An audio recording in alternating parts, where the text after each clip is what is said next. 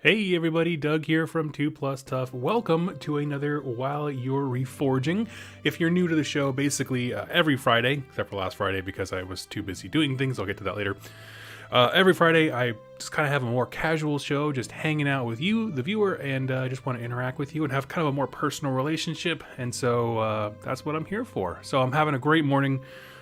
Basically the way the show works is I'm going to go through a bunch of different hobby topics like games played, hobby progress, news from Games Workshop and stuff, as well as a main topic, which today is going to be giving an honest review of Broken Realms Teclis as a product, even though like this whole week on 2 Plus Stuff we've been going through it as a lore supplement, you know, just going through the literal story, but I want to talk about this as a book, like as an actual product, because I have a lot of mixed thoughts, and honestly, so does the community. So I want to kind of address those and kind of be transparent. People forget that like I'm a person too, and that I happen to have likes and dislikes. So we'll go into that.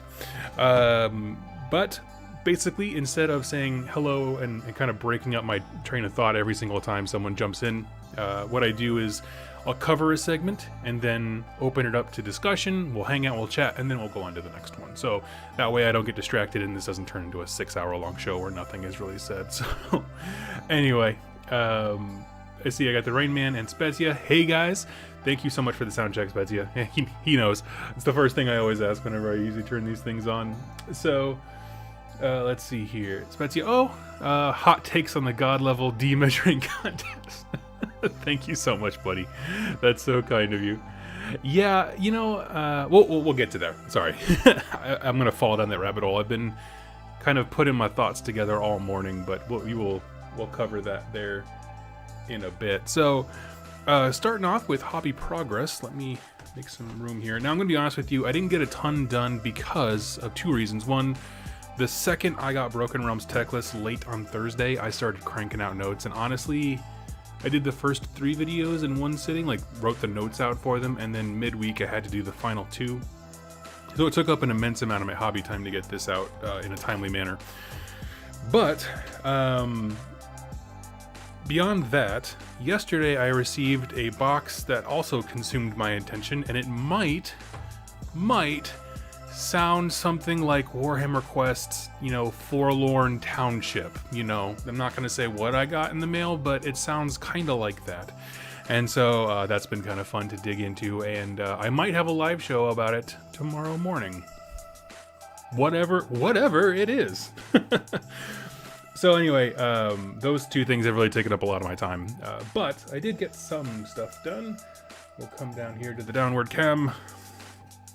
I have been smitten by the game Marvel Crisis Protocol as of late, as my buddy Tectonic Craft Studios Dan knew that I would be. So here's basically the ballad of Doug when it comes to Marvel Crisis Protocol. I'm pulling out all the painted guys that I got. This is all, I mean, I did almost all of it this entire week. I really love the game. It's honestly, I said this before about other miniature games, but it's kind of everything I wanted Warcry to be, where there's just a lot of room for opportunity. There's very, very little like things to manage. So like in Star Wars Legion, there's a ton of upgrades. Same thing for X-Wing. This game is like, you just take the character, right? That's all. You get what he gets. There's a few tiny little things that you can do, but they're not upgrade centric or anything like that, so that's awesome. What I also love is when one character hurts another, when they take wounds, they gain a resource called energy, which is then used to use special abilities and superpowers. And what that means, honestly, on a practical level, if you're getting your teeth kicked in, you at least get the opportunity to do cool, fun things before your guys die, which is just a general thing that every war game should do, right? People complain about 40k a lot because of the fact that you can get your army deleted before you ever get to do anything with them. And so it's just, man, I don't know. I've really had a blast with it. I've played one sort of game just to kind of get used to the rolling and the mechanics and that kind of stuff, and then we played a full game the other day.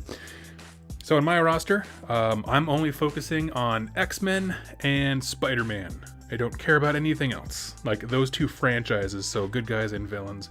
I got Beast who lives up to his name. By the way, this guy is baller. We got Spider-Man and Doc Ock on the Spider-Man side of things. We got Wolverine. I went for the classic, the brown outfit with the yellow. Cyclops, Mystique, Sabretooth, Storm, Storm is incredible in this game, like straight up. And Venom, who was also a living god of war on the tabletop. So anyway, that's what I've been painting up. It's a mixture of contrast paints and traditional painting. They crank out pretty quickly, but they've been a ton of fun to paint. Games are pretty fast, which is really nice. And yeah, so I also have Kingpin and Green Goblin here in the works. So I've just been having a good time with that. So not much else to report there, but by golly, it's been a ton of fun. Let me just start kind of put them back where they belong. But let's see, what do we got? As far as games played, actually I'm gonna open it there, pause it there for a second. What have y'all been working on? So that's me, Marvel Crisis Protocol, show notes, and Warhammer Quest Forlorn Township. How about you guys? What I'll do is let's see, go back here. So let's see, I've been trying to decide between Despair Hamlet and a battalion with 2 wagons from Broken Realms Teclis. I love it. I love it. I've finally gotten back into the hobby with new models and D&D motivation. Painted up a creature caster's Death Elemental. Nice. The Penumbral engine and some built and modified Immortus card. Lady Chaos, that's awesome. That's awesome. I haven't seen that one. What's the creature caster? What is it? Death Elemental? Death. Oh, sweet Moses. Let's take a look at this. If it's this guy, that is so badass. I love it. Very cool. Oh man. Yeah, I love the swirls coming, and it looks like he's coming out of a swirl. Here, the paint, having it painted kind of helps bring it out a little bit more. But yeah, like where it's this creature just coming out of a wall of geists. That is cool. Here's a side pick. I don't know. I love it. There are, I mean, Creature Caster is one where I've heard them brought up a lot, but I never actually went to their site to check stuff out. So that's really cool. I'm glad you found something that you enjoyed painting. Yeah, playing games is just honestly the biggest motivator for me. So like you said, like, yo, playing D&D kind of got you excited to hobby again. I'm the exact same way. Like, I played that sort of game with, you know, kind of like demoing Marvel Crisis Protocol, and I immediately went home and was like, I need to paint some freaking superheroes. I downloaded the Marvel app, and I was reading old comics from my childhood, and I was like, this stuff's awesome. So anyway, that's all. I super appreciate that. Thank you for sharing. On some really cool Venom content, the King in Black series, I'm gonna write that down, is amazing. Okay, King in Black. Where is my pen? And a note. The King in Black.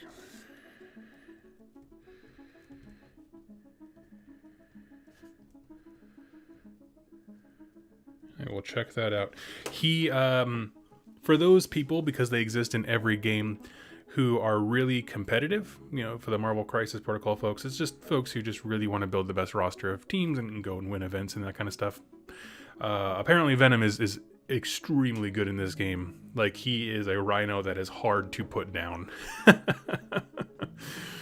Let's see, painting Vanzar for 25-man Necromunda campaign when lockdown ends. Sweet, that's awesome. Creature Caster is amazing, considering getting some of the Matrix of Ecstasy for Slanesh Heralds. Cool. Let's see. Death Elemental is going to be my spouse's Morn goal. I've been loving painting just washes and contrast, dry brushing. Yeah, that's the way to do it. A lot of with the ethereal effects, it looks awesome when you just do those kinds of things.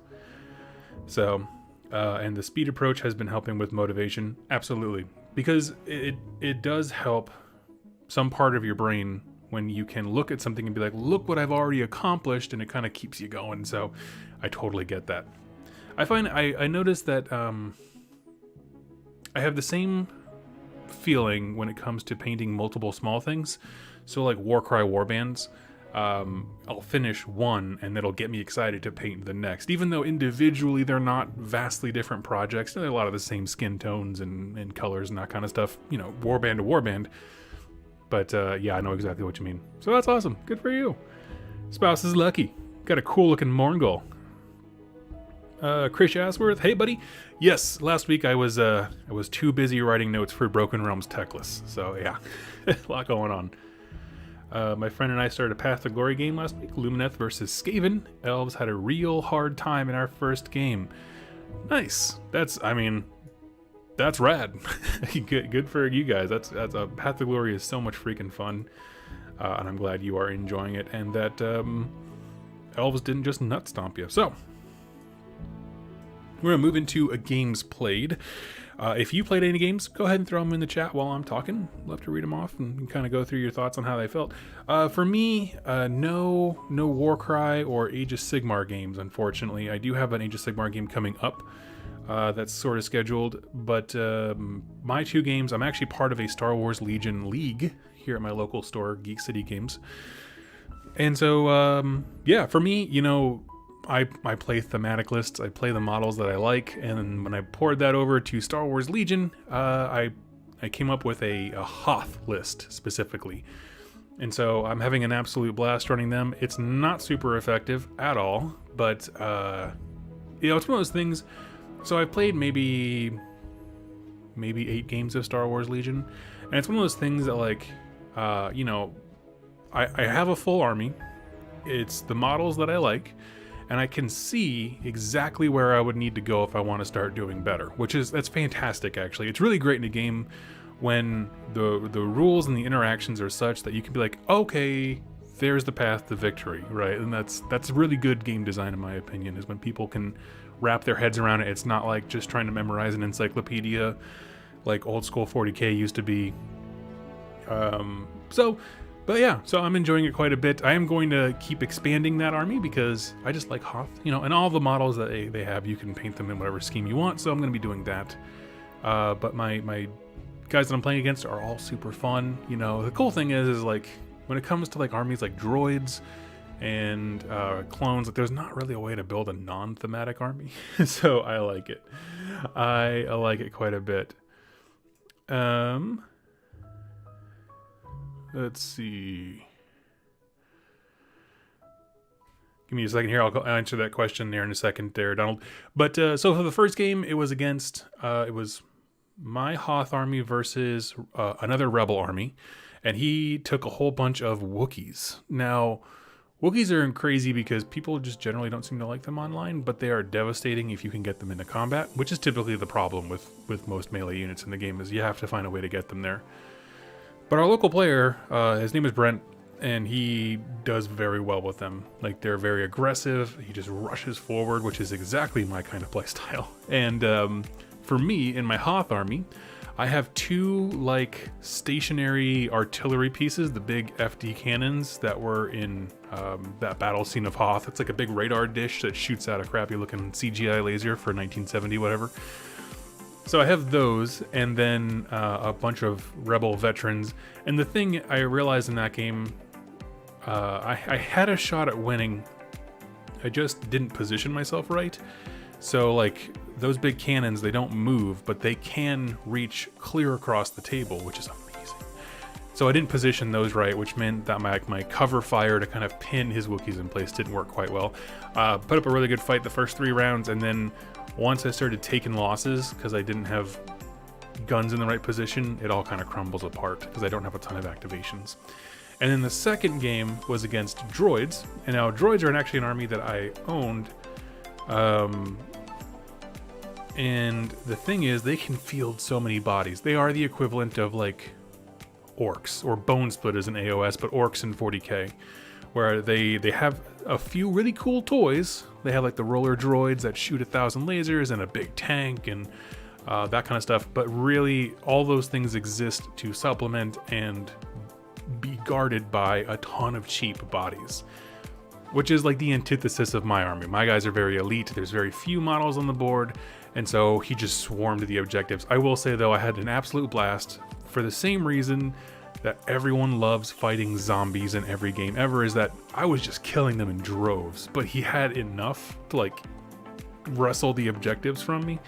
But it was one of those losses that you're like, I took the L, but that was a hell of a ton of fun, right? I had like a speeder shooting over the sky, firing down at people. One of those big cannons that I mentioned, it just deleted an entire unit before they got to go. And honestly, I know that sounds like a fun experience, but again, that's the point of his units, is to be there and die. It couldn't have done that same amount of damage on literally any other unit. Like it's a very isolated case, is what I'm trying to say. So it wasn't a negative play experience. He had 6 more units just like it, just sitting there chilling. So anyway, honestly, yeah, I have an absolute blast. I like Star Wars Legion. I really do. I like the models, and I like the way the game plays. The only thing where it kind of loses me is the sheer amount of upgrades. So every unit has like, you can upgrade these 3 things, and that requires a lot of knowledge about the different things in the game, like the upgrades that are already out there. So in that regard, even though Star Wars Legion and Marvel Crisis Protocol on the surface use the same engine in terms of how they measure things and capture objectives and all these kinds of stuff, like the same movement tools and everything, Crisis Protocol wins out just because there's no upgrades. There's just a lot more choices to make, but they're all very thematic regarding your characters' superpowers and abilities and stuff. So that's my thought there. But I am having fun with both games. There's just not a lot of AOS players around here, to be honest. I have one buddy who... I talked about his game with me a while ago where I played my Slaves to Darkness. And we just played a little 1,000 point game, and now he has since built up enough to play a 1,500 point. So, like, it's kind of growing. I think there's 3 guys within a 45-minute range that play it. So not quite enough for an event or anything like that. So that's a little bit slow going. I'll be honest with you. In terms of games played, you're probably going to hear a lot more about Star Wars Legion and Marvel Crisis Protocol. But that does not dim my enthusiasm when it comes to Age of Sigmar as a game and a property. So... Anyhoomst, we'll move on from there. Let me read some of the games that you guys were playing here. Let's see. I'm just going to answer questions and read it out aloud. So, do you think the new Soulblight Gravelords will be free from Nagash to a point? I would love it if they were. I agree. Actually, after the nut stomping that he got in Teclis, I think that's kind of what it was setting up. And if that's true, I'm really excited for that. Like, where he kind of goes down a bit. Maybe an aspect of Nagash is represented in the Ossiarch Bone Reapers because his War Scroll still exists and you should absolutely use him. But on the whole, in terms of like the grand narrative, he can be going down and then his followers can be ascendant. I think it's pretty clear that Manfred had some kind of plan which involved Nagash being taken down a peg. So I wouldn't be surprised if the overarching narrative for Death going forward was the Mortarch drama, which would be really cool. Like, honestly, it would. Donald, what was take from Broken Realms where both Nagash... Okay, hold on a second. yeah, I'm trying to decipher what you said. What was take from Broken Realms Teclis where both Nagash referring to each other? Donald, I don't think I understand your question. What was take? There was a point where they were referring to each other in their old world titles, be like Teclis of Ulthuan, he's like Nagash of Nehekara, and I like that kind of stuff. It just, they know each other. Somebody asked in one of the comments, oh, I didn't realize that they still had their memories from the old world. It's like, yes, they do. Some of them are pained. I know that Alariel, they've mentioned Alariel tries to forget, like actively. It's just nothing but pain. But they do have memories, yes. Which is why, I mean, I talk about them every once in a while. It's a super not safe for work podcast called Legends of the Painty Men. And they have this bit that they go back to of just like, Sigmar was super bored, and so he just taught a bunch of humans like, oh yeah, this is what my German buddies were like back in the old world. And that's why the Free Guild still looks the same, is because he was like, I'm gonna make Germany round 2. And I don't know, I love it. It's the best bit. But yes, they do have memories. Warrant just played AOS for the first time in almost 2 years, went to a tourney and got shot off the board by KO turn 1 mostly. Yeah, welcome to Wargaming. Bienvenidos. Let's see. Yeah, I got nothing for you, buddy. KO's got a lot of guns, man. Shooting is something I think that does need to be addressed, because that kind of stuff, it's like, why? You'd probably spend as much time putting your models on the table and choosing the mission as you did getting shot off the board. That's kind of how I felt about my Beasts of Chaos, and why I moved away from them was just like, I am spending an inordinate amount of my hobby time literally putting models away. I'm like, I'm tired of this. Let's see. Got a bit of an aside. Do you think we will get Be'lakor next month? Seems the next White Dwarf focuses on him and his coin coming out too. Maybe a rush to get Broken Realms finished before Third Ed. Possibly. It wouldn't surprise me. You know, the fact that they announced them so... I mean, they announced 3 books before one of them came out, right? Because we knew Teclis, Be'lakor, and... I can't ever remember the name of the last one. The new one they just released where it's just a picture and nothing else. All 3 of those we knew about before Teclis actually was in our hands. And so... it wouldn't surprise me if they were in very rapid succession. Whenever I look at a preview event, I typically assume that those products that we preview will be out in the next 3 to 4 months, depending on what's going on in the world in terms of shipping. Again, it's 2021, you know, I mean, it's going to be what it is. But I would imagine if we're kind of looking at July as possibly a time for 3rd edition, that would probably pretty much line up. Kragnos, thank you so much, Baron. So yeah, probably. It wouldn't be crazy. It'd be nice for me. I like campaign books. Let's see. Tried the new Slanesh stuff out against a friend's Fire Slayers. 4-up, feel no pain on Berserkers sucks. Yep. I got nothing for you. Yep. You should have that guy play against the KO dude who shot off Warren's army off the table. Got a couple Underworlds games in. Got to use the new Ravengers over there. Slightly less damaging Curse Breakers with an extra body. Nice. Spezia, you and I need to play Underworlds online. I haven't played it in forever. For no reason. I just got really busy and I forget about it. But I would really like that. Because that's a great game to just like chill.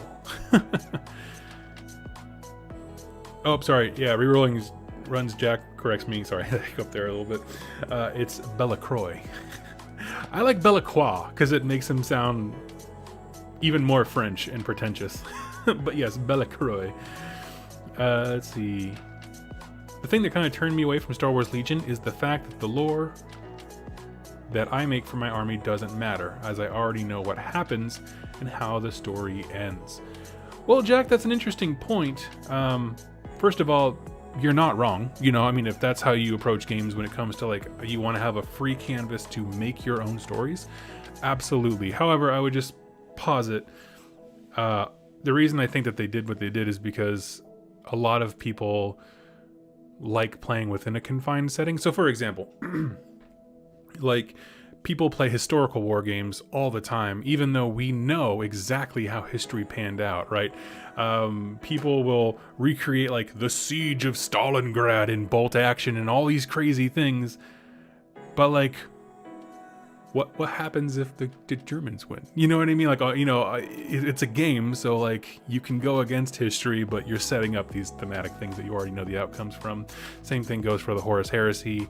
And also when I play Star Wars Legion, because I am, you know, very unabashedly a narrative gamer, for me, I look at it more as like, this is a tiny snippet of what's going on in the greater story. We know from the expanded universe that Luke and Leia and Darth Vader, they all have these things that they're doing that's sending them all across the galaxy. Every time they release a new comic book series for Star Wars, they're always in new places that we've never seen or heard of in the original movies.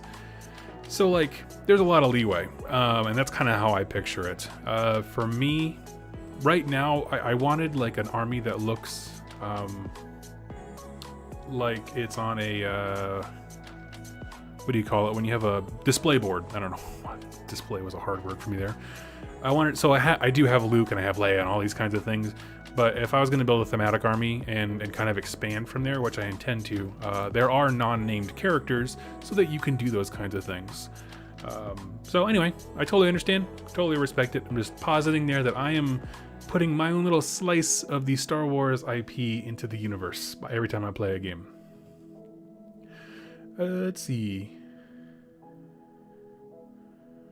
I love the idea of droids for a game like Star Wars Legion because from a lore perspective, they can show up anytime after the Battle of Naboo and it will still make sense. Absolutely. Yep. We have a guy locally who he put his clone army as one that was like derelict ship, like the clone force got separated from the main army and now they're coming back. And so they look a little bit different. They're painted a little different, a little more primal looking, and that's how they can fight against people who are a little more up to date in terms of like the storyline. I thought that was really cool. He put a lot of work into it. Been looking to start collecting an army for Age of Sigmar. Thinking of going with Soulblight Gravelords. Yeah, they're looking good, man. Looking real good. What's the minimum points for an army, and what's the most you've played? What's the most you've ever tabled? For Age of Sigmar, minimum points for an army, I think 1,000 points is pretty much the lowest that you can get. As far as the most you've ever tabled, meaning like the most I've ever deleted in somebody else's army.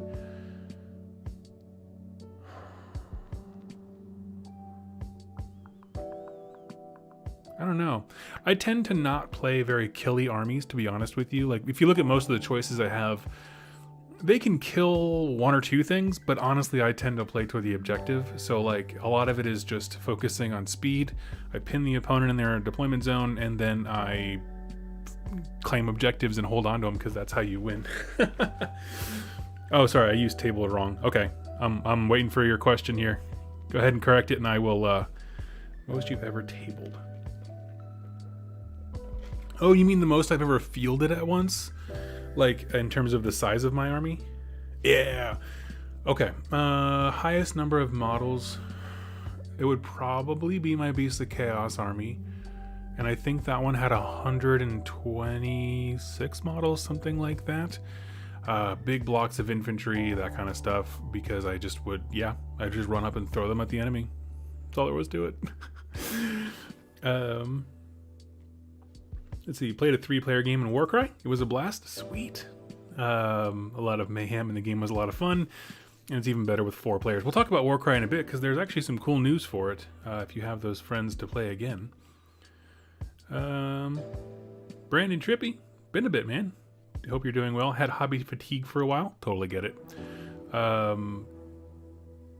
Broke it by getting a 40k Necron army and started to alternate between building it and my Stormcast. I'm loving it.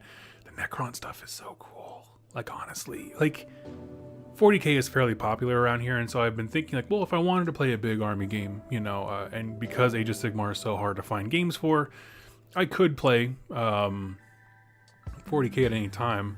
I was like, man, but what for? I have some Chaos Space Marine things, but I don't know. I might wait to see. I'm going to hold on to them for when their next codex comes out, and if it's written interestingly, then I will jump in with them. How about that?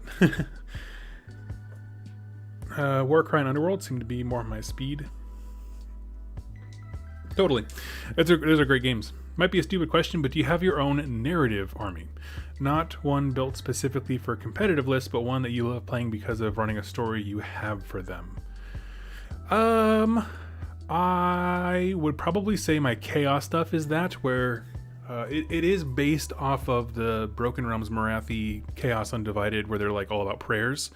It's not the most effective in the game whatsoever, but it is quite a bit of fun, and that's why I run it. And it lets you have a Chaos Lord on Chariot. Like, honestly, that's the selling point for me. As far as other armies, I'll be honest, I did get a Deepkin army off of a buy-sell trade group. And that's one that you can tell that the person playing it who owned it before was definitely more competitive, has a lot of eels and that kind of stuff. But I am going to pivot into more my narrative stuff and have the enclave that I want. So, yeah, that's what I'd probably say. Let's see. Okay. Did you hear about the Imperium magazine coming to the US? Big excites for the Mortal Realms magazine. Yeah, I didn't see like an actual post on Warhammer Community, but if you're not familiar, Games Workshop puts out these magazines that it comes with, you know, a few lore tidbits, some painting instructions, and a couple of models, right? And then if you collect all of them, by the end of the magazine's run, you will have a full army. And that's something I've actually really considered signing up for that. Not so much because I'm desperately hungry to have, you know, a 40k army, but I want to review the experience of a slow collecting and what their pacing is, and how good it is at onboarding new players. Is that something that you guys would be interested in? Now, there is the 40k one that we kind of got leaked that is coming to the US. If there is an AOS one, I will absolutely do that. Regardless, but I'm curious what you guys would think, because that's definitely something that's been on my mind. But yeah, okay. So I'm going to move over here to the chat, out of the chat anyway, and we're going to start talking about some news. Let's see. Hidden K-Knight. Yes. Okay, sweet. Sold. Oh man. Okay, so this is the latest articles that came out in the last week from Warhammer Community, and I went ahead and put them in an order that is vaguely least interesting to most interesting for me personally. So we're going to take a look at our Judge, Jury, and Executioner. This Sister of Battle lady, who I'm not really in love with her face. She kind of looks like she just stepped on like a wet towel on the floor and is just very uncomfortable about it. But by golly, she's there to kick some tail. Maybe there's a Lego stuck in her boot. I don't know. The Sisters of Battle are all about that pain equals devotion stuff. But anyway, so we're going to scroll down. That's our model preview. Dogmata, which is a great name for a model. And let's see. In a similar manner to the chaplain of the Astartes, Dogmata is a personification of righteousness, leading her fellow sororitas in war hymns as she advances stoically into battle. Yet she's more than just a spiritual exemplar. The Dogmata holds the power to condemn any sister to join the Repentia. That's an interesting thing. Or worse still, be consigned to a mortifier. So I'm curious as to how that sentence will come up rules-wise. Like, I'm curious, can she, you know, I know lore-wise she can condemn someone to join the Repentia, but I'd love it if, let's see. No, it doesn't really say much about her actual rules. I was thinking like, no, she looks better with the helmet on. Straight up Iron Maiden, I love it. I was just wondering if like she has a way of like taking models from one unit and adding them to a Repentia unit would be really cool. So no idea, but it's a cool look. She's got a real power pose, I'll say that. Sunday preview, enter the Cursed City. Now, there was a reason that I brought this up here. Now this is just showing off everything you get. We're going to talk about some of the stuff because they previewed a little bit of it today, but I'm very excited to jump into it with you this week. So hopefully Monday you can look forward to having a lore video on Ulfenkarn. We have a book. No, okay. That's basically it. They're just letting you know that it's coming out, which we already knew. But I wanted to get on to some of the actual previews here. Outrun a horrifying tide of pure death magic in Cursed City Journeys. Now, one of the things, and I'm going to talk about it just because it was revealed by some of the people speaking about Cursed City, is that when you start your mission, you start your journeys, you can basically declare what kind of mission are we going to do. Are we going to go try and hunt somebody? Are we going to try and scavenge for supplies or whatever? And so there are all kinds of different mechanics. There's a lot of ways to play this game. It lends itself well to an ongoing campaign. You could, if you wanted to, just hammer through and go boss hunting. You will get your nuts crushed if you do so, because you should be stopping to gather supplies and level up and that kind of stuff. And there's just all kinds of, there's treasure, there's realm stone, places to break into and explore. And the reason that I really had this video linked up, if you have not seen it on the Warhammer YouTube channel, Nick Baton, Man Crush Monday over here, does a great job of explaining the mechanics of the game and just kind of walking you through what it is and kind of prepping you for your first adventure. It's a nice 15-minute long video. He does a great job just walking through everything. Apparently there we go. I was just looking for literally any picture but just him to kind of highlight the fact that yes, he is walking you through this. And what's great about this game is essentially you just, man, it took a note, I would say, from some other miniatures games where instead of just relying purely on numbers, so like having a 4 up to hit, 3 up to hit, whatever, it also modifies the kinds of dice that you're using. And so you have, I believe it's D4s for the triangles. Was it a D8 or something like that? I'm terrible looking at dice and know what I'm talking about. But basically, it just literally, that changes not only the percentage chance to actually hit, but then it makes modifiers more or less important based on those things. So that's really cool. I actually enjoy that quite a bit. And each of them has a special ability, which they call Path to Glory. Each time a weapon action made by this hero slays a hostile champion, gain 1 inspiration. Inspiration is how you level up. So that is your ticket to becoming bigger, badder, and better. And I like that kind of stuff. So if you guys haven't heard, I am planning to do some online games, playing Warhammer Quest Curse City with people. I was hoping to have Silver Tower playing on the channel like before this game launched, but one, they kept not telling us when Curse City was coming, so I didn't really know how much time I had. But two, and then things like Broken Realms Teclis, Broken Realms Marathi, the Lumineth book came out, so I just kind of got bogged down.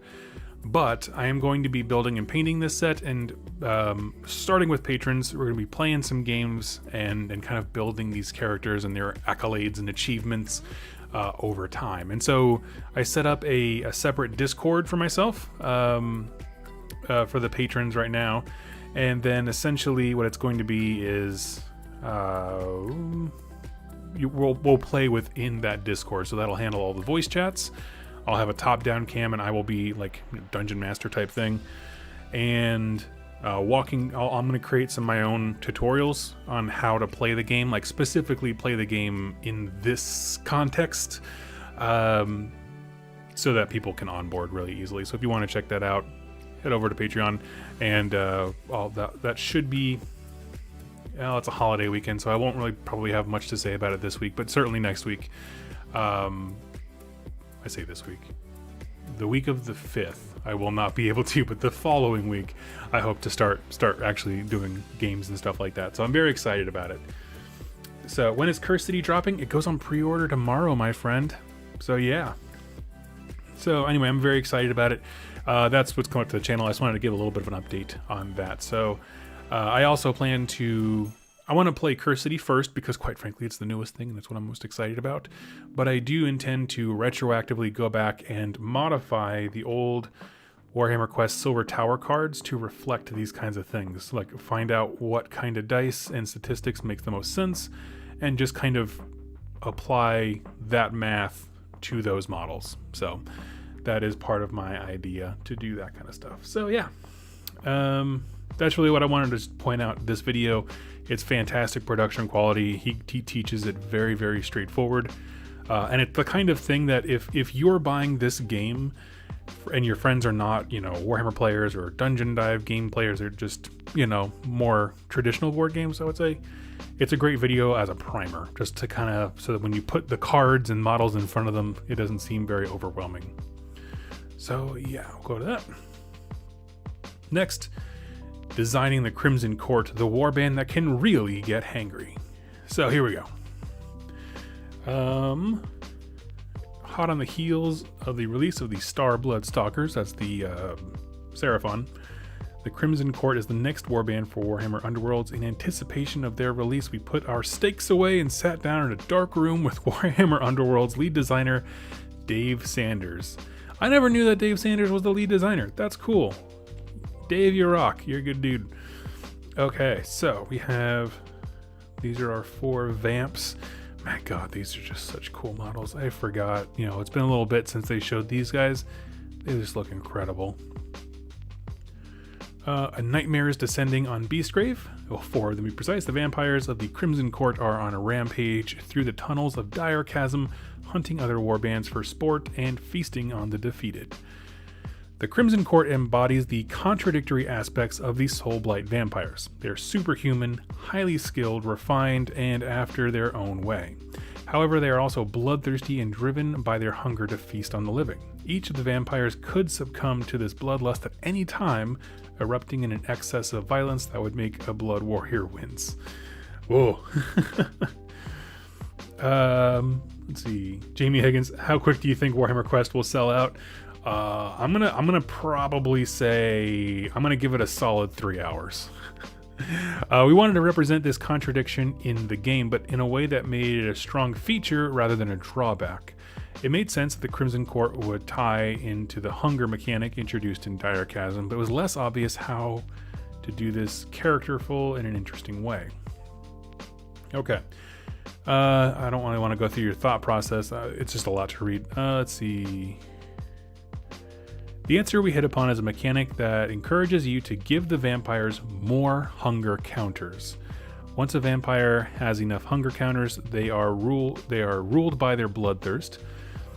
This works almost like an alternative inspire condition that gives you access to a different side of the fighter. It manifests differently in each of the vampires, making them more savage or tougher or faster, and this just felt right. That's so cool. So if you're into Underworlds, most of your heroes have a condition where you flip their cards and they become better at things, but this is one where like they lose control and flip their cards, so they're kind of inverting that expectation, and I think it's cool.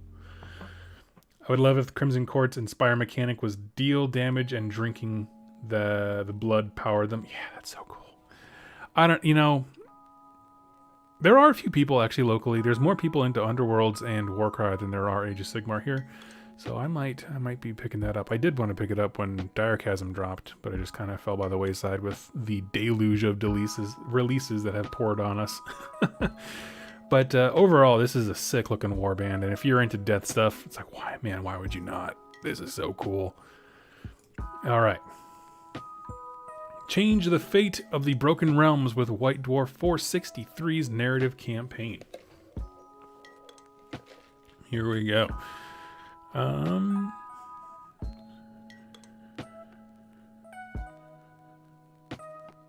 Okay, make a little April Fool's joke. Sorry, I just wanted to read that. Let's see. War for Tepok's Eye. Immersing yourself in the unfolding saga of Warhammer Age of Sigmar by refighting the key battles is at the very pinnacle of narrative play. Agreed. Can you do better than the warring parties in the original tale, or change the fate of those involved by winning a battle that your side lost in the narrative? These campaigns evolve and adapt based on the outcome of each battle, creating a replayable narrative experience that can shift the balance of power in the Broken Realms. This is very much the case for the Battle of Tepok's Eye, a 4-part mini-campaign set during the Broken Realms saga as part of an ongoing Flashpoint series. Over the course of the campaign, the forces of Chaos battle the Seraphon and even each other, as Be'lakor, who is back and absolutely enormous, sends forth his legions to enact a crucial part of his master plan. Want to get involved? Don't miss this issue. So, it'll probably be our first inkling of what Be'lakor is up to. Yes, I probably do think Broken Realms Be'lakor is hot on the heels of this release. So that's cool. I like campaign supplements. I hope that it gets released separately at some point, but hey, I'm here for it. Anytime they give us like new ways to play with the same old things, like, you know, we've already bought a thing, here are new ways to enjoy it, I'm on board. Totally on board. Let's see. I hope they have AOS rules, otherwise I'll just serve as cool vampire lords. Oh, for the vamps, I'm sure they'll have a named warband just like every other one does, but they're probably going to be taken as generic vampires, because why wouldn't you? So beyond that, there's a few things for Forge World Metallica in 40k. And let's see.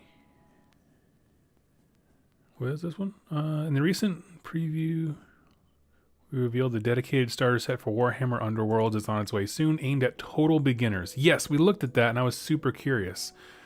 If you're looking to introduce your friends or family into the game, or you want to try it for yourself, this box game is a great way to do so. You know what? I'm going to take you up on that. I've been looking for a way/reason to get into the physical current edition, but that's the thing is like, as long as they're making the statement that all the cards in here are going to be like, these are like the safe cards. They could be crappy and generic, so long as this is a stable onboarding product, I will be all for it. 100%. More so than Diarchasm. Yeah. With that in mind, Dave Sanders, the mind behind Warhammer Underworlds, is offering some further guidance on how to get started and where to go next in his regular column. Sweet. I will give that a read. I'm very excited. I don't know. I want to love Underworlds. It's just the whole rotating out of cards things, and then the way that they sell the physical models and the products, it gets very hard to keep up with what the game is doing. So I'm hoping that they're kind of stabilizing, being like, boom, this is your onboarding point. These cards will work all the time, always, even though they're kind of boring and not the best. That's totally fine, but having some stability is important. Okay. Nightfall can clobber you in Cursed City. Now, this is a feature of the game that I absolutely love, if you don't know. It's one that did not exist in Silver Tower, but this little GIF that's rolling through here, basically the game has a day-night cycle.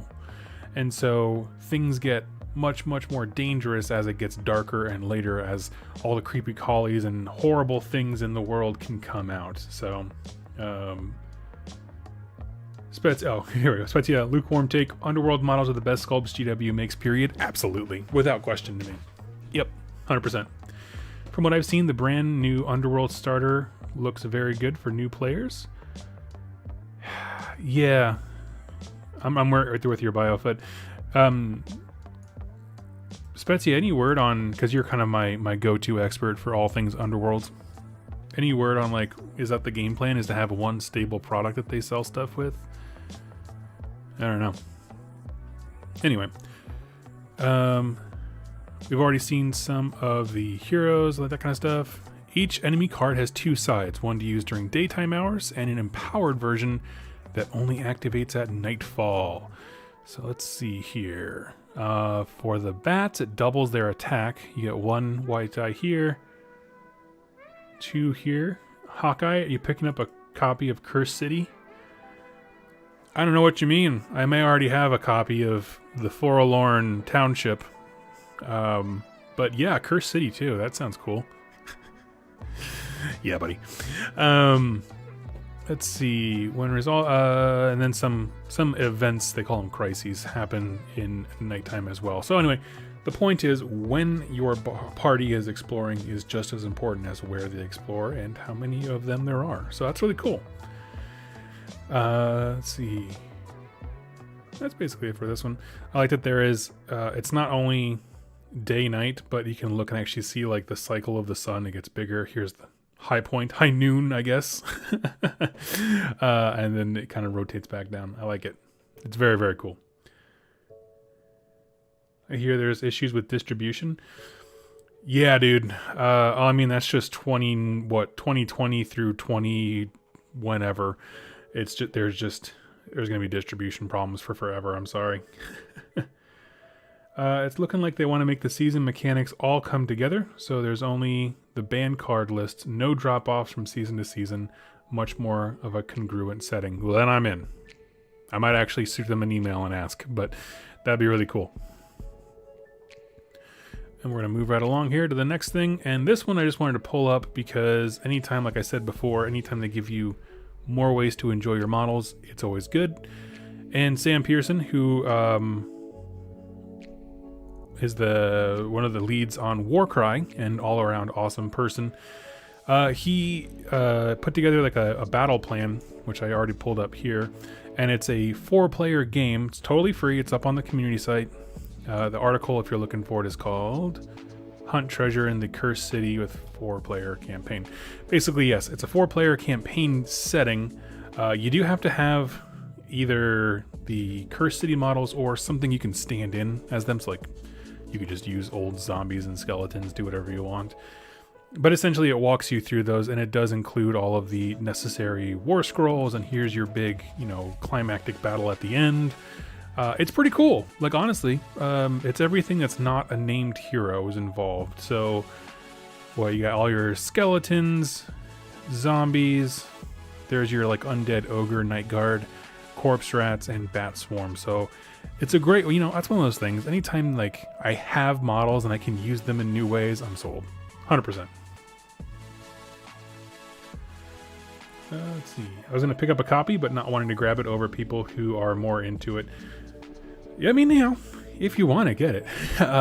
Blackstone Fortress or whatever it was, that was around for quite a while before they stopped publishing it. So I don't know. I mean, I don't think it's going to be like a one release and then it's over type thing, but I'm curious to see how long they support it for. Get the keys to Ulfenkarn. This is my last news article I got for us. And it's just, if you pre-order it, you get this fancy key. If you pre-order it online, you get a key to the city. Now, I'm going to throw this out there. I'm not going to pre-order it online because GW was kind enough to send me a copy. But if anyone does this and does not want the key, I would love it. Just going to throw that out there. I would throw you a couple bucks for it, but nothing too crazy. I just don't have a reason to buy 2 copies of the thing. And if you buy it in a store, you get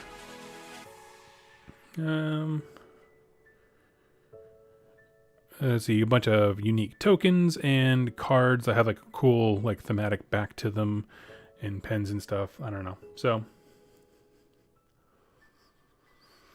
please tell us what the Vargolf looking model from Cursed City is tomorrow. Will do. When pre-ordering Cursed City, do you search Cursed City on the website and just keep refreshing? Honestly, I've never anxiously pre-ordered anything.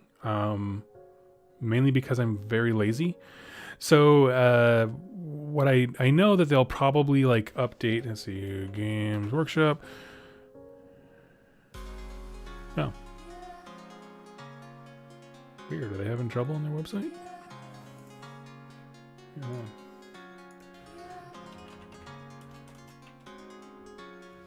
No, there it goes. I don't know. Browser is being weird. So typically, if you just keep refreshing the homepage, it should go live here. Like whatever the main page is, it's Lumineth right now because of Lumineth Realmlord's book coming out, but tomorrow this will be refreshed to Cursed City, and I would just probably say that's probably a safe place to find it. Are you doing lore videos for Ulfenkarn? I certainly am. I hope to have my first one out on Monday. Lance Sinclair, so was I right about the price? I don't know what you said about the price or what the actual price is going to be. I have no way of verifying, buddy. I'm sorry. No, I don't remember what your price was. And honestly, when they send me stuff, they don't. I have no insight. Like, I finished building the Mega Gargant before it went on pre-order, and my opinion of that model changed when I saw the price tag. I will just say that. So certainly, I do not know. They've been a lot better about dropping on the hour for pre-order days. Cool.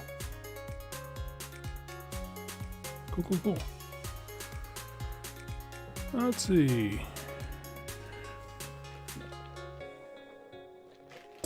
Okay, so I'm going to go ahead and wrap up the news. We're going to move into today's main segment. Let me just move the chat so where I can see a little better. And there's my thing. Okay, so I wanted to have a discussion, doing a real review of Broken Realms Teclis as a product, not just as a lore supplement. If you've been following my videos this week, I went through the entire lore of the book, and I'll touch on that I love Act 1 and I love Act 3, but Act 2, where they had all the Mortarks do their thing, that's where it was a real rough one for me. It just seemed like it was written in a vacuum, like it wasn't connected to the other books, other acts, but 1 and 3, I think, in my mind, made up for it more than anything else. As soon as I got this book, I started flipping through it. I'm gonna go to the downward cam here. Well, let's kind of hang out together. Let's see, things that stood out to me. I will say, it's my least favorite of the books that has come out for Broken Realms.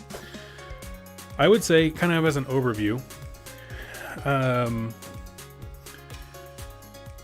the problem with Broken Realms Teclis is that so much of the book is wrapped up with the release of the Lumineth themselves, and the two are so inextricably linked. So, for example,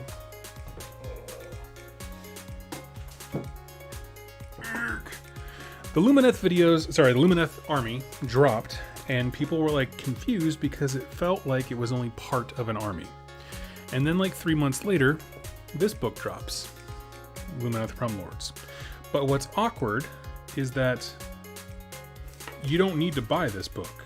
If you have your first Lumineth book, the rules for everything else, including even like the Path to Glory stuff, is all in the back of this. So if you have your first Lumineth book plus Teclis, you have a full battle tome. And so the question becomes, why did I need to buy this? So like, of this book, this is why I say so much of its value is wrapped up in Lumineth. A solid portion of it, I mean, that's not nothing in a book this size relative to, it certainly makes up almost the entirety of the rule section, is a copy paste from this book, which is what the first book should have been by a lot of people's opinions. And so that's where I think this supplement, Broken Realms Teclis, runs into a lot of contention, is that there was already a lot of rockiness with the Lumineth as a release. Like the army is awesome. I love the Lumineth army. The way that they released it, though, is very weird, and I haven't seen them do anything quite like it before or since. Well, since this came out like a week ago. But you know what I mean? Like, it's just very strange. One person commented in the video, it's like, it's pretty clear that you have a bias against the Lumineth. That's fine. I was like, no, I don't. I don't understand the release cycle, but I actually love the army. I love the idea of them tapping into the realms themselves, and like, they're so freaking cool. I just didn't understand why we had that first book at all, to be perfectly honest with you. I don't know. I'm super curious. So we got that. And the reason I bring up the Lumineth, like I said, is just so much of its value is tied up in that army. Of this book's value is tied up in a totally different army that people are already on the fence about. So that was not great. As far as the writing goes, like I said, Act 1 I thought was awesome because it shows both gods, Nagash and Teclis, both having a misstep, which is great. You know, a little bit of back and forth, even though the Lumineth army ultimately won, they got their nose bloodied quite a bit. Act 2, well documented. It's just watch the Mortarks lose in derpy ways. Honestly, I like the Manfred story. I like the Neferata one, the Arcane one. I just had so many questions. I was just like, this doesn't make any sense. And then Act 3 was everything that I wanted. It was like, you know, so many of us, when we bought our tickets to the first Transformers movie by Michael Bay, we just wanted to watch robots punch each other, and they made us wait to the last 15 minutes, and then it was just like everything we wanted for the entire movie. That's what Act 3 was. It was everything I came here for. I loved it. Oh, man.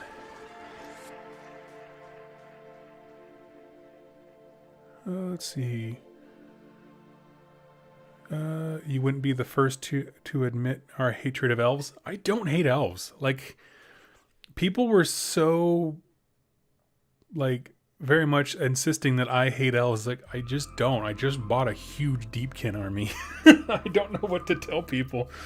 Is like, again, so much of this book's value is wrapped up in a specific battle tome that had, admittedly, just from a, forget that they're elves, any army that's released, if they did like Cities of Sigmar the same way, where they had a book and then 3 months later, you know, a new book came out, like, people would be, visible confusion intensifies. Then it goes to the campaign rules, and I do have the same criticism of the campaign rules that I had in the Broken Realms Marathi, in that I love the fact that they give us a ton of realms of battle. Marathi did that as well. You could fight in the 8 points and that kind of stuff. This does an equally fun thing. And the missions, again, this is my criticism, is they're just very specific as to what forces you should use. So that's, it's one of those things, like if you want to replay this exact story and you have everything for it, it's cool. For me personally, like I like when there's a narrative, but there's kind of a little bit of a leeway so you can kind of adapt it to whatever forces you own. So it's more just attacker defender than it is, these specific like 9 Stalyarch Lord units, like very specific armies. We'll move past the games, and then we're going to go into the Battle Tome updates. Now, this is another thing about this book, is I feel like the factions... So, okay, in Broken Realms Marathi, we got a whole bunch of Battle Tome updates as well.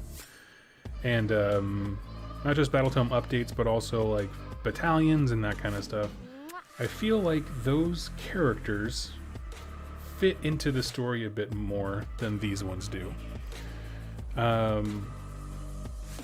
example, there was exactly one fight, the fight with Manfred, that involved Nurgle stuff, and they name drop Beasts of Nurgle, but that's about it. They didn't really go into a whole lot of detail about the actual Invidian Plague Host, which is what this is basing it off of, but there just wasn't a whole lot of detail to it as far as a fight goes.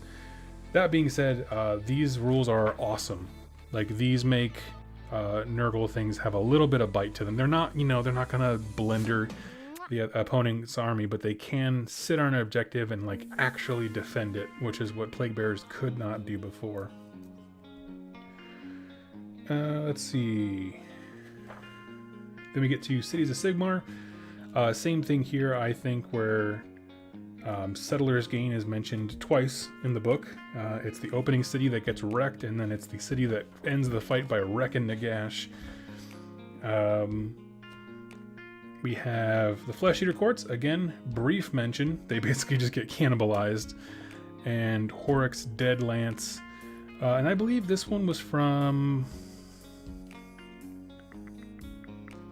I'm trying to remember Horik. I'm trying to remember the character of Horik. I think this was the fight where Teclis went to the 3 towers, the triptych, I believe. Anyway, I'm just saying that they made brief appearances, but again, this is what? A city set of rules, 3 battalions, and 3 very specific Nurgle demon updates, and then the rest of it is all Lumineth. Like, it's like a second half of a Battle Tome back here. So, here's my thing. If you're a Lumineth player, you should buy this book and enjoy it. It's a very cool story. Elves kick all kinds of teeth. And it's just, I enjoyed it. It's hard to say that I enjoyed it, and then people just say like I'm full of it, because I also have criticisms. But I'm a human. I can have positive and negative opinions.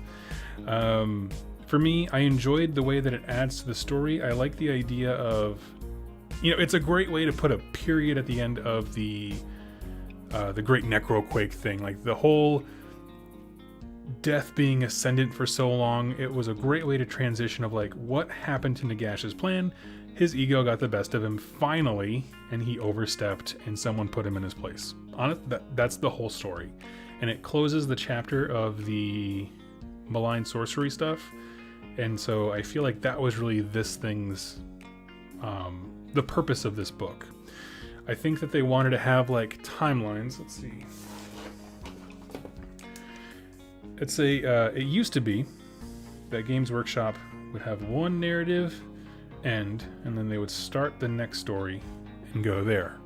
Where like the campaign books would always be following one another. I feel like with this one,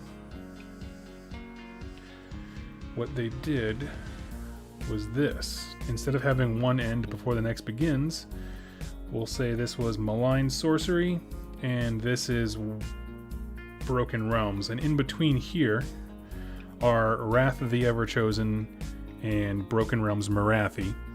And this book was the definitive ending of Malign Sorcery, if that makes sense. I hope visually drawing this out, but the last two books, Wrath the Everchosen, Broken Realms Marathi, were in the overlap section. Marathi started the Broken Realms saga. Wrath the Everchosen didn't really have a specific time and place, but we know what happens loosely in those in that time frame. And that Broken Realms Teclis was the final ending to Nagash's ascendancy. So I feel like Malign Sorcery as a whole 2-year saga that we were stuck in is now closed. Now we can move on to other things. So this is how my brain immediately thought of it. So I reached for a pen. I hope that helps and is not somehow even more confusing to you. Cody Griffin, sorry I keep missing your videos. Oh, don't worry about it, dude. You're good, you're good. Let's see. I miss playing Vermintide with you. I'm going to get back into it. Yes, it's been a rough couple of weeks between allergies, like struggling to find times where I can breathe enough to record. But that's settling down, and I want to get back into doing more streams and games and stuff. So I'm going to answer some questions here based on this, because I know that a few came in. So let's see here.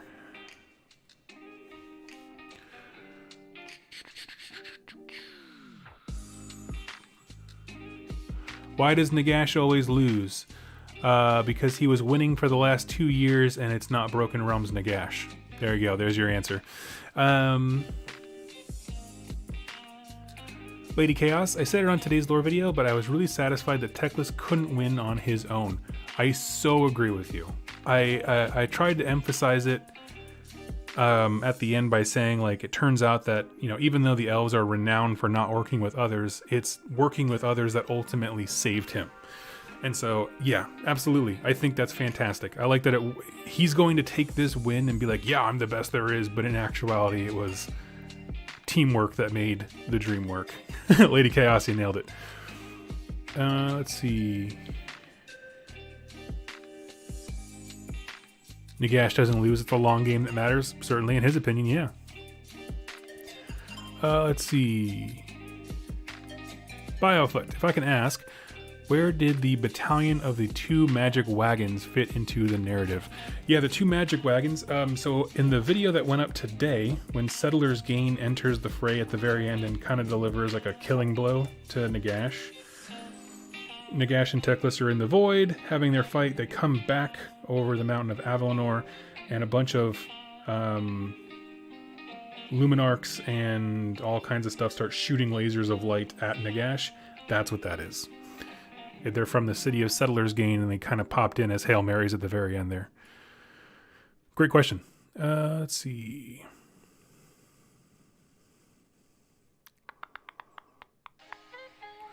Do you think it leaves more questions than answers?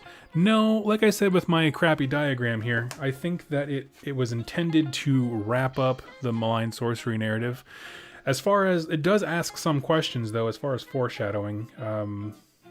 Because really, the foreshadowing comes from the conversations between Teclis and Alariel. And they're very interesting, because they keep talking about some larger threat that's looming, a bigger war that's coming, a bigger nemesis, and Alariel drops the word the dragon, and we don't know what that means yet. So it's one of those things, like, it gave me cool lore bits to be excited for what's coming next, but not enough to, like, conspiracy theories. Like, it didn't make me ask very intense, detailed questions.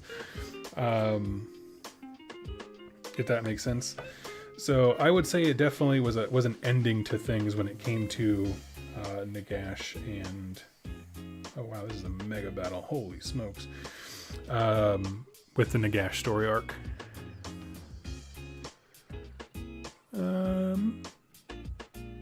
Spezia, does Be'lakor or Gordrak ascend higher with Nagash's downfall? Ooh, I mean, wow. With Nagash's downfall, I don't know. I don't know how his downfall fits into their ranking, because you still have Archaon, right? I don't know. That's so interesting. It's a great question. Great question. Jamie, about when do you think the Soulblight Battle Tome will come out? Probably in the next month, I would probably guess. just because a few of the releases that were in Cursed City are going to be a part of that book. That's my guess. That's my shot from the hip. I don't have any kind of information for you. Do we know if the Broken Realms are all going on at the same time? Yes and no.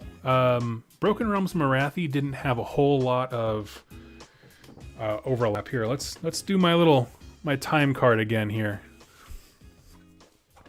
Let's draw this out, okay? So here's our linear timeline. We know, let's just put a point here. Necroquake happens. We'll say Wrath of the Everchosen. Okay, that's when Catacross enters the into the 8 points. We know that this happened after that because well, it's kind of before, honestly. Let's put a timeline here. So this is the Wrath of the Everchosen timeline. We know that Catacross was gone when Broken Realms Teclis begins.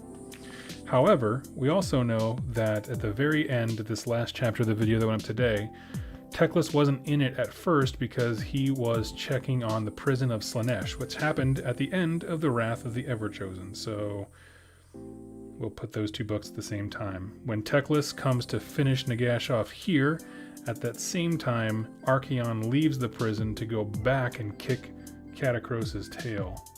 So they probably ended about the same time.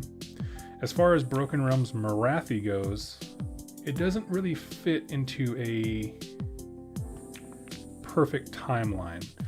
We know that Marathi had to have started before Wrath of the Everchosen, but it went on longer because she made a deal with Catacross, who was already in the 8 points at that time, to distract some of the Chaos factions. So her plan started before it. Catacross enters the realm, and then Archaon reaches the prison of Slaanesh. Teclis gets pulled away to deal with that. At the same time, Catacross finally marches on Archaon's lair, pulls Archaon away. Teclis, with the prison safe, comes back, finishes off Nagash, and then at some point during this whole thing, Marathi's doing her side quest to become a god, which doesn't really... After she leaves the 8 points in Act 1 of her book, none of the other players matter, so we don't quite know. That's that's my timeline as best as I could explain it. I'm so sorry. Oh, man. So... yeah, Wrath of the Everchosen, I think, was the unofficial first Broken Realms book. But does that help at all? I'm so sorry. I'm just trying to think out loud as I walk through it. This is how I think about timeline stuff. I have to organize the events in linear fashion for myself. Let's see. I just want these ones to end so we can get to Kurnos already. Oh, yeah.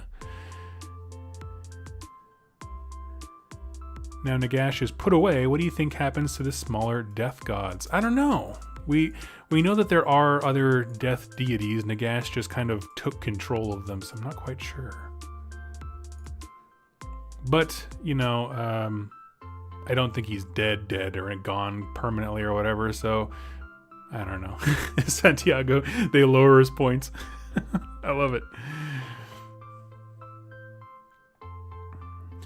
Let's see. Jamie, are Black Knights good? Oh, buddy, I don't know. This ain't... I focused myself as a narrative channel, so I can be excuse myself for saying, oh. I've heard good things about them as a flanking force, not so much. They're not very killy. Let's see. Missed the start. Hey T+, please put my worried mind at ease. Did the Mary Sue elves really kill my boy Arcan? Also, how the F did this bastard just jump in with 9 books? So let's see. I'll answer your first question here. Did they kill Arcan? I'm going to say no. Arcan is not fully dead. We know this because Catacross was struck down by Archaon but we know that the Mortarks have some measure of Nagash's power within them, so I highly doubt he is dead. I think he's just in timeout. He probably just got banished back to Shyish. Now, as far as your second question goes, how the F did this bastard get the dump on the 9 books? I think he just saw them there, like a target of opportunity, you know? If you're getting mugged and you have a chance to kick someone in the beanbag, you do it. You kick him in the nuts. Why? Because they're already playing dirty. So Nagash rolls up into Hysh, and if Teclis sees the books swirling around him, yeah, go ahead and fire a bunch of lasers at him. That would be my guess. Also, if these stupid elves can just fix everything Big Papa Bones did in a bloody paragraph, why didn't they do it before? Well, that's the thing. So that's one aspect of the book that really I think needs to be addressed better in the lore. So at the end of the book, I'm going to spoil the very, very, very ending of today's video for you. Teclis puts out a rune or a spell that kind of covers the realms, and it quails the Necroquake.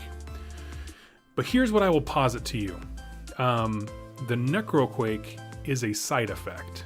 Okay, so he quailed the magic going crazy across the realms and death being ascendant. He did not necessarily fix the nadir, all the death magic pouring into Nagash, and the brokenness of Shyish as a whole right now, right? That the realm is like inverted so that the magic is in the center rather than the rim. So like,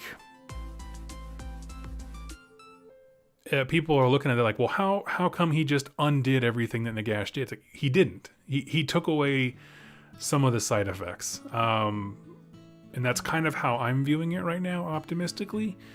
It would be like, he was able to calm the waves, but he couldn't stop, the things that caused the tsunami, right, underwater. So that's kind of my thought. As far as my follow-up question, which Elrit just literally dropped in the chat, what about endless spells? I do not know. I have no answers for you. If you don't know, endless spells were possible because the magic was so messed up that when you cast a spell, it would just kind of keep going. There was enough for it to kind of eat and keep moving.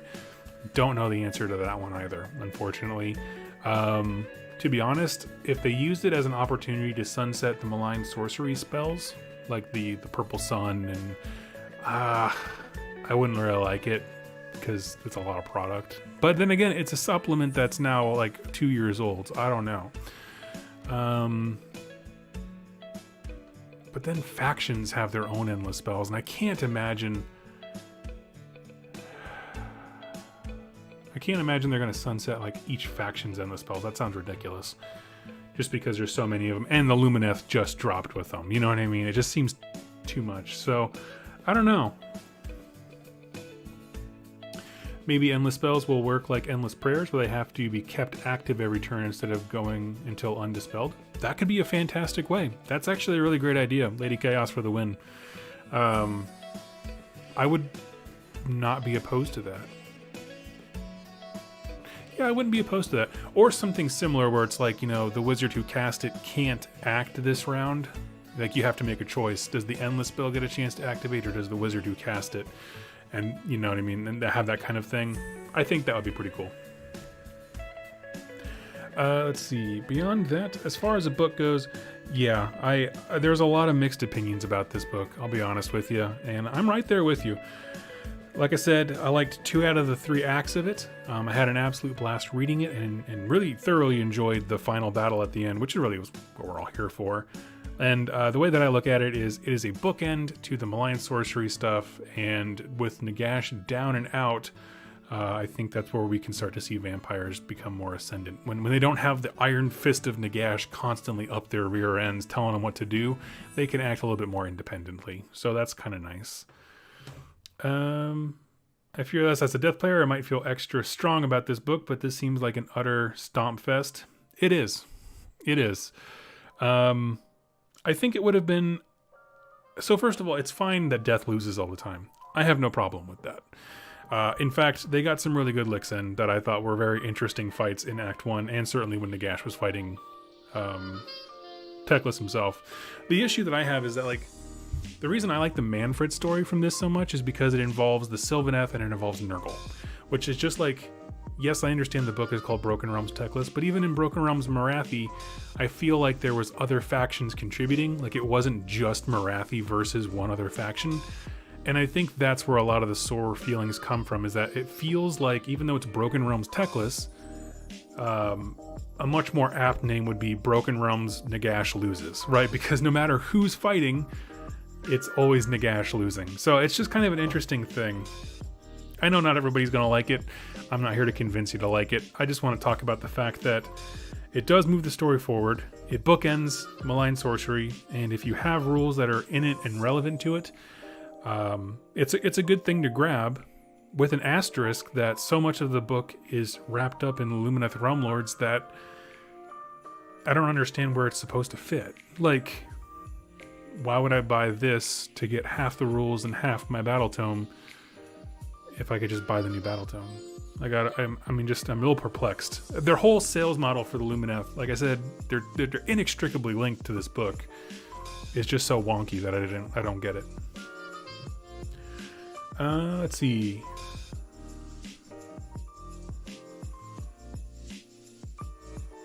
Do we really need a rerun of the Age of Myth excuse for Nagash's off-plotting gathering power again? I don't think he was doing that in this book.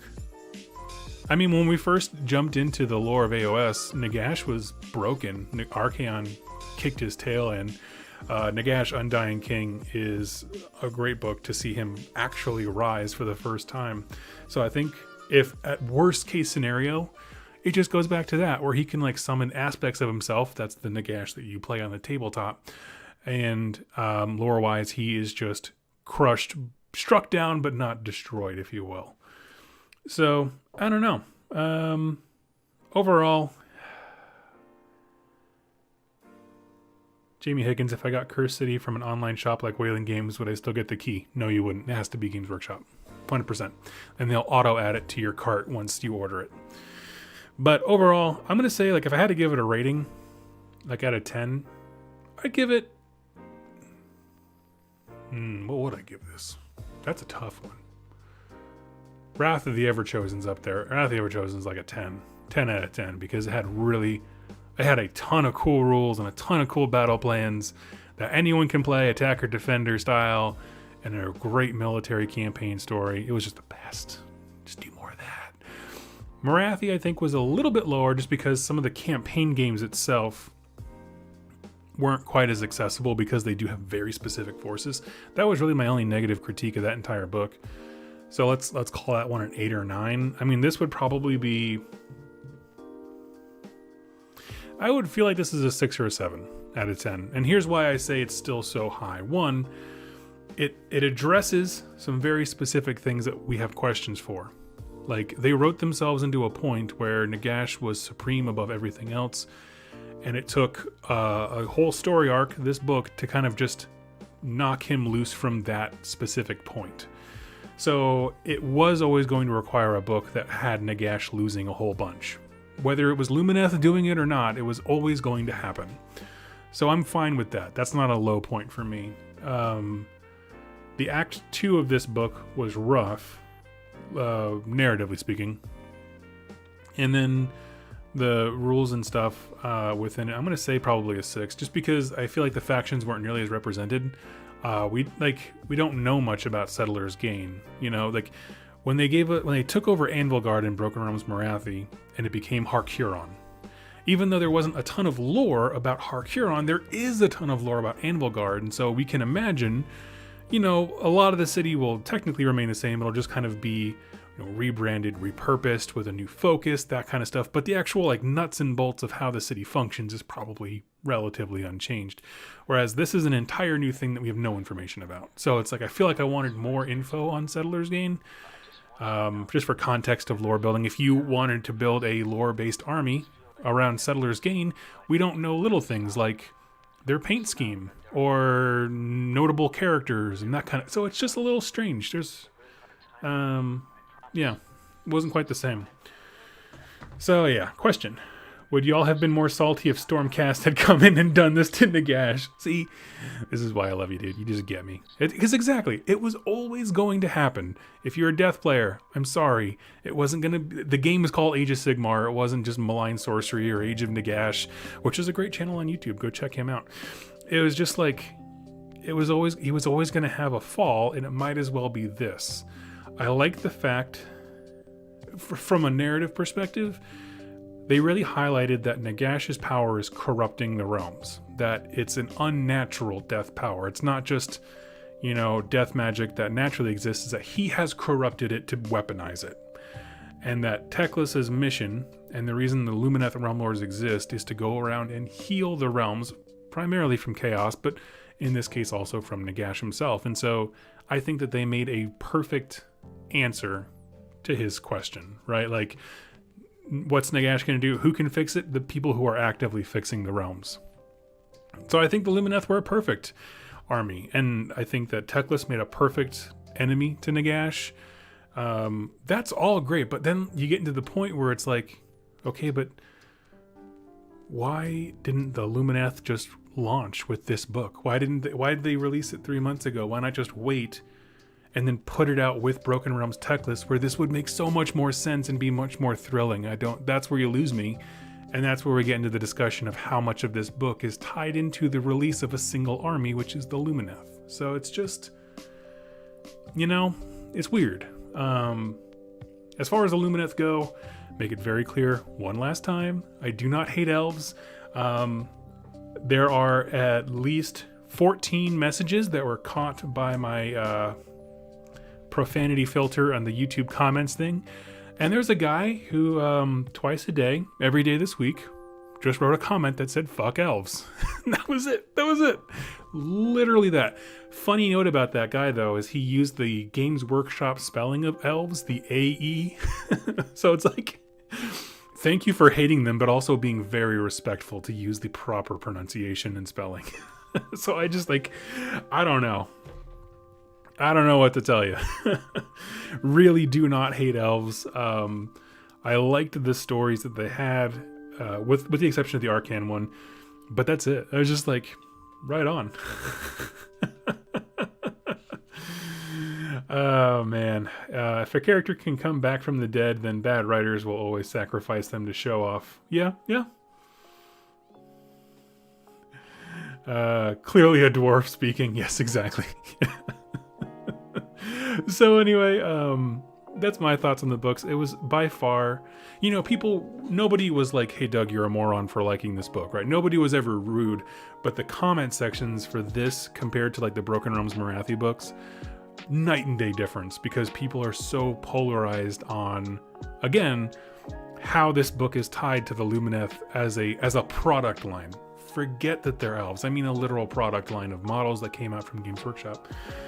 And so, I don't know, it's just weird to watch people get very hyped. And, people complain about the Lumineth winning everything, but nobody complained about Morathi.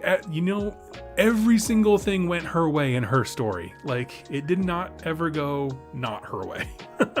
So, I don't know what the idea was when people are like, man, Lumineth are winning a lot. It's like, yeah, boy, who the hell's on the cover of this book? So anyway, that's all.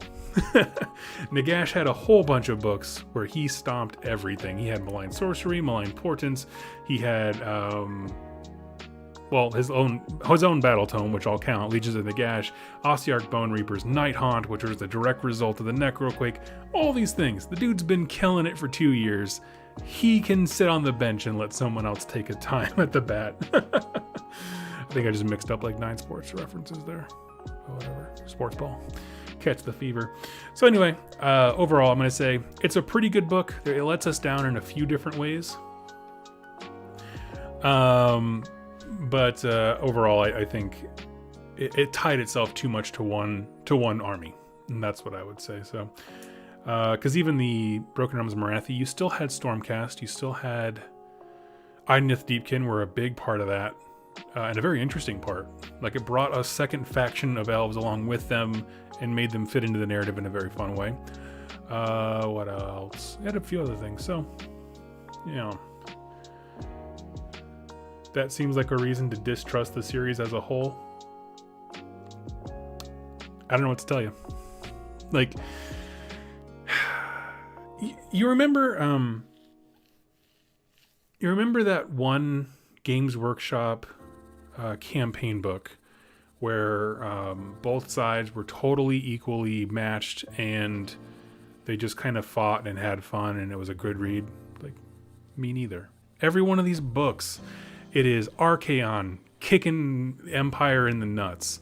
It's Lumineth kicking Death in the nuts. Catacross, when he marched across the 8 points, kicked every Chaos faction in the nuts. And yes, Archaon, the Everchosen, came back and stomped Catacross hot second. But, like, he didn't die from it. There were no lasting ramifications other than he's now in the 8 points. These books are, like, I don't know... How do I word this?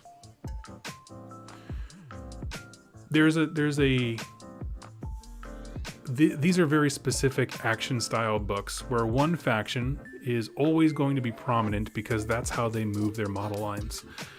It's just how Games Workshop prints narrative books. In the Storm of Chaos series from forever ago, which people have a lot of nostalgia for, Chaos stuff was just ascendant. You know what I mean? It's always that thing. That is just how they sell models and books and story arcs. So if you don't like that as a whole, you're right. These books aren't for you. I mean, and I don't mean that as like a go away thing. You're more than welcome. Please, just don't buy them. Don't waste your money on something you don't like. Feel free to tune in and I'll just tell you the story for free if you're interested. But what I mean is, like, you know, not everything's for everybody. It just isn't, you know. Selling just like collectible coins at the Games Workshop store when you spend so much money is not for me. I'm not a coin collector guy. It's just not something that entices me at all. But it's an aspect that they do sell to because there are people that it does. So for me, I like it because every one of these books, it's an ebb and a flow, right? This faction is kicking tail, and now this faction's kicking tail, and it's just like watching like the weirdest wrestling match ever, right? Where you're watching two guys fight, and it's like Stone Cold Steve Austin comes out of nowhere riding, you know, a barrel of explosives, and he's just like rolling in the barrel, he throws at the guy and it blows up, and then some other dude comes out of here, the Gravedigger, with a chair, and then they throw him across the thing. It's just like constant whoa, you know what I mean? And that's all this is. It's action fantasy run amok, and Games Workshop, thank you for that. I appreciate it. Oh man, I'm not in collecting coins, but when I do drop some serious coinage there, I expect to get it. There you go, a coin for my coin. And Teclis from the rafter. Oh, he's got the T-pose and everything for that. Oh, that'd be so rad. So, I don't know. Maybe that doesn't tread well in UK territory, but I feel like as far as like any kind of American wrestling entertainment, that's all it is. This is all it is. Let's see. Brandon, as a Stormcast player that joined a year after their last release, I would love a Broken Realms Wrath of Sigmar, where he goes on a super morally questionable crusade of revenge. You should check out my Realmgate War series if you haven't already. It basically started with Sigmar doing that, where like a lot of things went his way. How do you think I can convert old skeleton warriors to make them look more like the new ones? Ooh. Well, if you put as much armor bits on them as you could, and then I guess green stuff, some like tabards, some cloth to kind of drape around the sides of them, like the behind their legs and that kind of stuff. That would work. Let's see. You know, but here's the thing. This is Broken Realms Teclis. I have no doubt that in Broken Realms Be'lakor, he's going to come out swinging and things are going to get wrecked just as much. And then in Broken Realms, someone even told me the name of that book and I just cannot remember the name of it. Whatever the mystery one, we don't know the character's name. it's gonna be the same thing. It's always an ebb and a flow. So I don't know.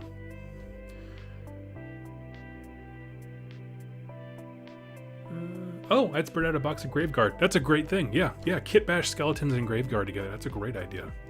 Kragnos, thank you. Oh gosh. All these fake names and fake words, they just jumble together in my head. This is why when people call me the lore master, I always say no, I'm not, because I'm just a passionate reader where I don't know any of this stuff. It falls out of my head the second I go through it. Let's see, Jamie, thanks. Do you know any good sets of armor for the skeletons?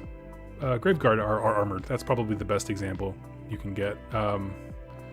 And I don't know how to pronounce your username. Starts with sis. Thank you so much. That's a great call out. It was the Graveguard. Let's see. Nate, I'm disappointed we didn't get more Lumineth versus Ossiarch Bone Reaper artwork. I will agree with that. And actually, that's a very solid point. In the Morathi book, we got a lot of new artwork, like with her like ascending in the snake goddess form and that kind of stuff. This one had... Let me just breeze through here. I don't remember a whole lot of any distinctive artwork. Like it was his own thing. We had that. We got some cool maps, but those would just be zoomed in depictions of what we already had with a few things added. We did get this cool thing where it's like a timetable that shows kind of the ramifications of the Mortarch's fights, which is really pretty. I wish the text wasn't in the way. I would actually use that. I collect art so that I can use them in the backgrounds of videos and that kind of stuff. But yeah, there's not even any unique artwork for Teclis fighting Nagash. I didn't think about that, but that's a very solid point. Yeah, you're right. There's no unique artwork in this book. That is lame. Let's see. I wonder who's next Bellicor will be kicking. I don't know. I mean, I know he hates Archaon the Everchosen because he has to be like a servant to him. So that's the only one that I know for sure that he would want to. But if he's got his own plan and his own rituals, I don't know, honestly. I kind of hope that it's sort of like Broken Realms Morathi, where for his ritual to go down, he needs to engage with other factions. So like Morathi engaged with Sigmar to get some Stormcast to go to the 8 points. Well, already that's an interesting narrative because then you have clashing forces and friction between allies and you're taking them someplace unique. You know what I mean? Like it involves more of the setting than I feel like this was really just Hish and Shyish, two places, very specific locations. And so I hope that it's like that. I hope it's like he has to do a bunch of stuff to get his ritual to go down. And so he's engaging with a lot of the different parts of the mortal realms. So I don't know, but that's a really good point. I just wish they visualized the events in the books more rather than just reusing old stock photos. Yeah, I mean, it's true. There was that one cool sketch art that I showed, but that's about it.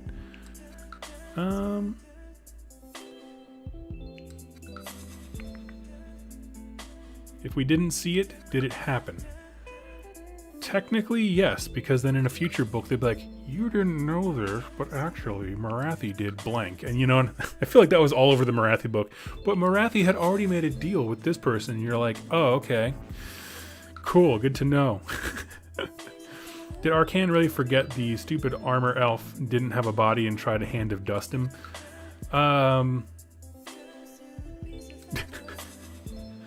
I don't think he did the Hand of Dust. Nagash did the Hand of Dust against Teclis. Eltharion, he would have gotten the Curse of Years from Arcane. I don't think so. Not that I remember. Not that I remember off the top of my head. Although I'll be honest, I was a little bit burnt out when I finished that one. I was just like, oh my god, Eltharion just shows up and punks him real quick and then runs away. I was like, do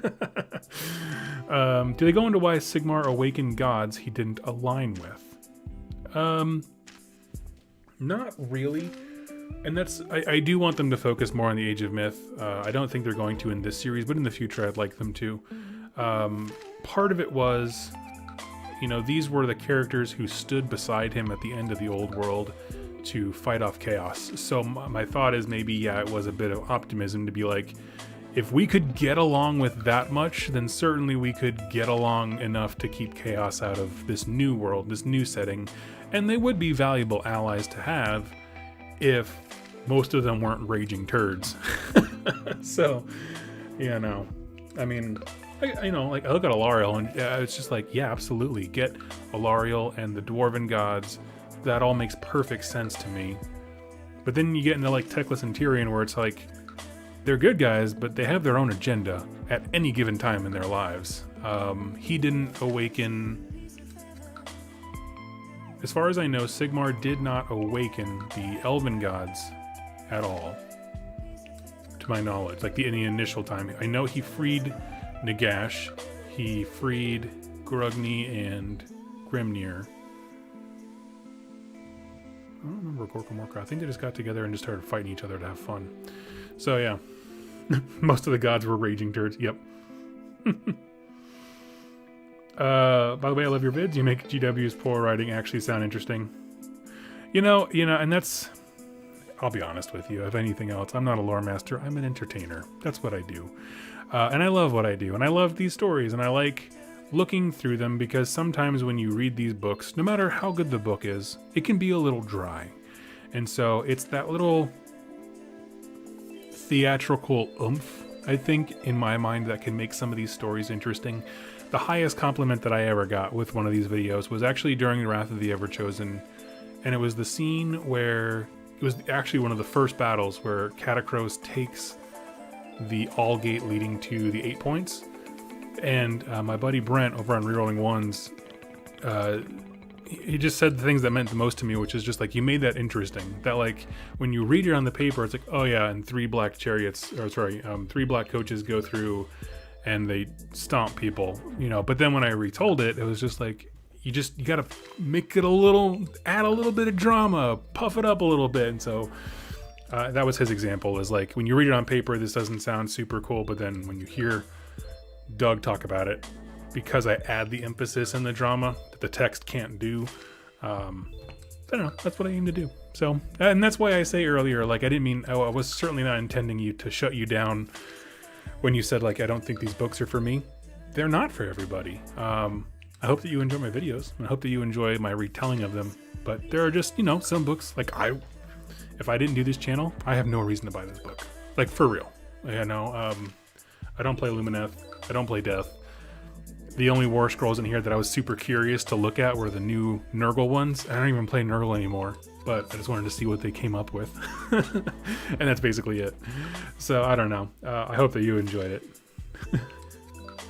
Like, compliments like that of just like, I don't normally like this thing, but thank you for doing what you do. Like, that means the world to me. That's the highest compliment there is. So, let's see. Basically, all the BS that Nagash gets up to is Sigmar's fault. In a way, yeah. In a roundabout way. Do you think you'll still be able to get the Skeleton Start Collecting box once Soulblight comes out? I think for a short time, probably. Because they don't really have any... They don't really have a whole lot of death onboarding products for new players, right? I'm trying to think. Because there's the Malignance, which is like the ethereal stuff. There's the Skeleton box, and then there's the Flesh Eater Quartz ones. Because there's no Ossiarch Bone Reaper box yet. So yeah, I mean, I can't imagine they would just like delete it immediately, but I do think it will get replaced at some point for sure. I honestly wonder, we're kind of moving away from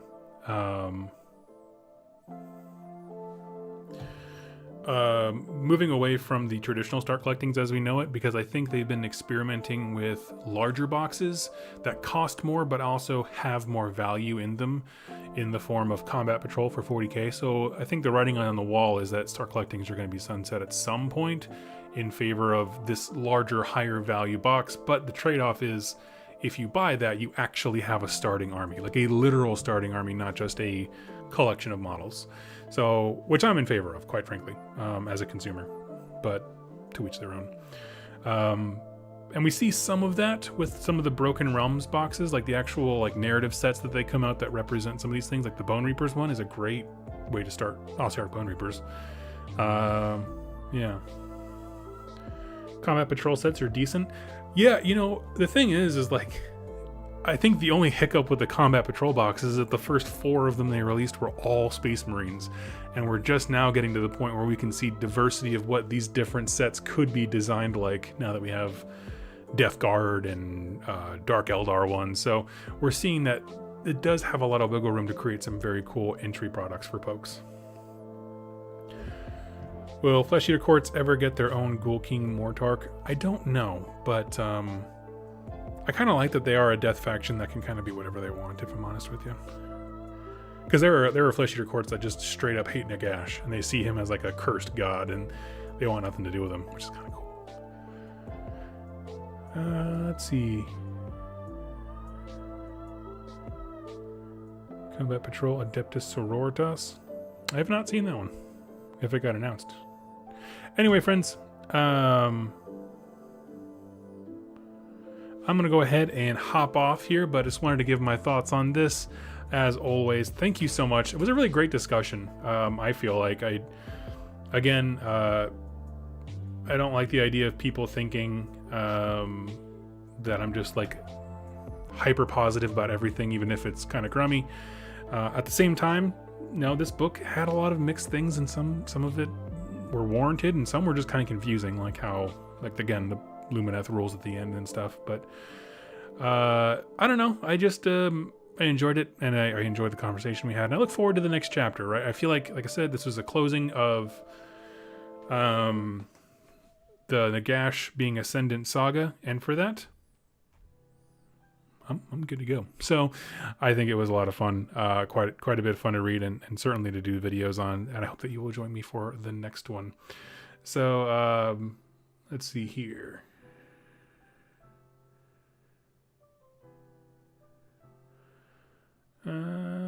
Quick question regarding your first video. You said it's the trial of 2 arrogant big names who get humbled.